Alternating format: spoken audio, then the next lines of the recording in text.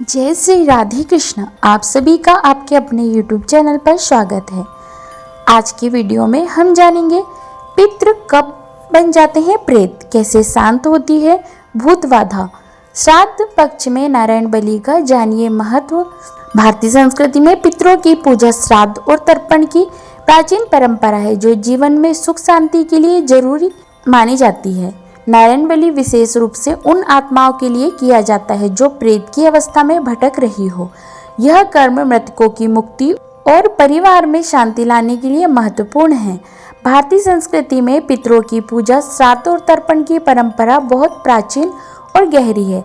माना जाता है कि हमारे पूर्वज केवल हमारे जीवन की शुरुआत करने वाले ही नहीं है, बल्कि वह हमारे वर्तमान और भविष्य के सुख दुख के भी आधार है।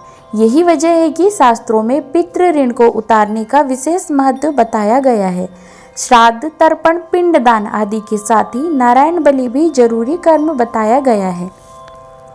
यह खास तौर से उन आत्माओं के लिए किया जाता है जो प्रेत की अवस्था में भटक रही हो। आइए जानते हैं नारायण बलि क्या है।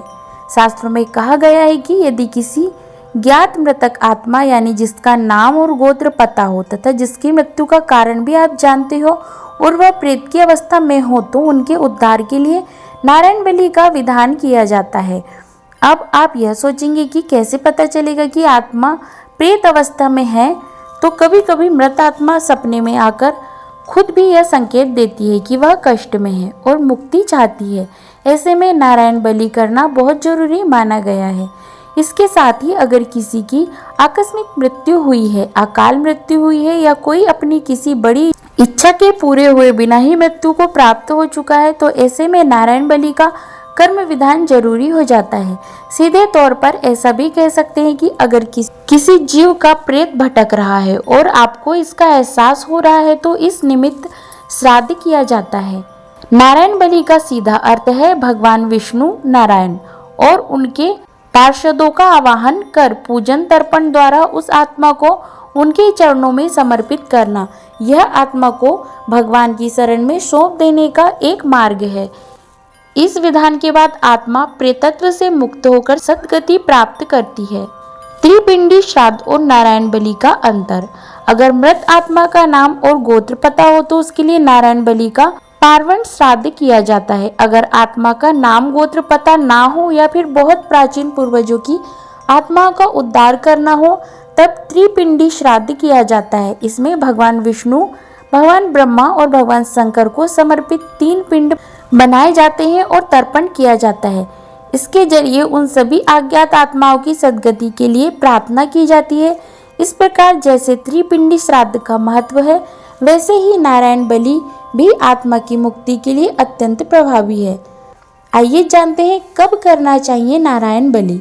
नारायण बलि केवल मृत्यु के बाद शांति के लिए ही नहीं, बल्कि परिवार के जीवन में आ रही अनेक समस्याओं को दूर करने के लिए भी जरूरी माना गया है। शास्त्रों में कहा गया है कि अगर घर में बार बार रोग बढ़े और धन व्यर्थ खर्च हो, संतान कुमार्गगामी हो जाए, विवाह में बाधाएं आए, पति पत्नी में निरंतर कलह और झगड़े हो, घर में अशांति और अज्ञात भय का वातावरण हो, अचानक आर्थिक रुकावटें आने लगे, तो पितरों की शांति और आत्माओं की सद्गति के लिए नारायण बलि या श्राद्ध कर्म अवश्य करना चाहिए। श्राद्ध कर्म का सामान्य महत्व। वैदिक परंपरा में यह नियम है कि किसी भी बड़े शुभ कार्य से पहले नांदी मुख श्राद्ध किया जाए। इसका आशय यह है कि जब तक हमारे पितृ तृप्त और प्रसन्न नहीं होंगे तब तक हमारे जीवन में पूर्ण सुख और शांति संभव नहीं है। श्राद्ध तर्पण जीवन का अभिन्न अंग है। गृहस्थ जीवन को सुखमय बनाने के लिए हर गृहस्थ को समय समय पर इन कर्मों का पालन करना चाहिए। शास्त्रों में यह वर्णित है कि कुछ आत्माएं मृत्यु के बाद भी मोहवश इस संसार में ही भटकती रहती है। ये आत्माएं अपने ही संबंधियों के शरीरों और मन मस्तिष्क पर प्रभाव डालती है, तो परिवार में रोग, कलह, टकराव, तनाव और अशांति का कारण बनती है। ऐसी आत्माएं अपनी मुक्ति चाहकर भी प्राप्त नहीं कर पाती। वे व्यक्ति को धार्मिक और शास्त्रोक्त पूजा से दूर करने का प्रयास करती है। इसका समाधान केवल शास्त्रों में वर्णित विधि से संभव है और इसके लिए नारायण बलि सबसे प्रभावी उपाय माना गया है। इस पूजन द्वारा आत्मा को भगवान नारायण की शरण में समर्पित कर दिया जाता है और वह प्रेतत्व से मुक्त होकर दिव्य लोक की ओर प्रस्थान करती है। नारायण बलि केवल एक कर्मकांड भर नहीं है, बल्कि यह जीवन और मृत्यु के बीच संबंध को समझाने का एक गहरा प्रयास है। यह न केवल मृतक आत्माओं को मुक्ति दिलाता है, बल्कि जीवित परिवारजनों को भी शांति और सुख का अनुभव कराता है। ऐसे में गृहस्थ को अपने पूर्वजों की स्मृति में उनकी शांति के लिए और अपनी जीवन यात्रा को सहज बनाने के लिए समय समय पर नारायण बलि, त्रिपिंडी श्राद्ध और तर्पण जैसे कर्म करते रहना चाहिए। तो आशा करती हूँ ये जानकारी आपको अच्छी लगी होगी।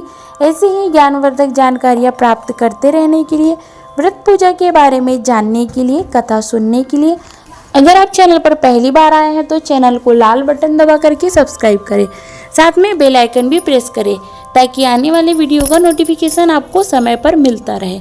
जय श्री राधे कृष्णा, धन्यवाद।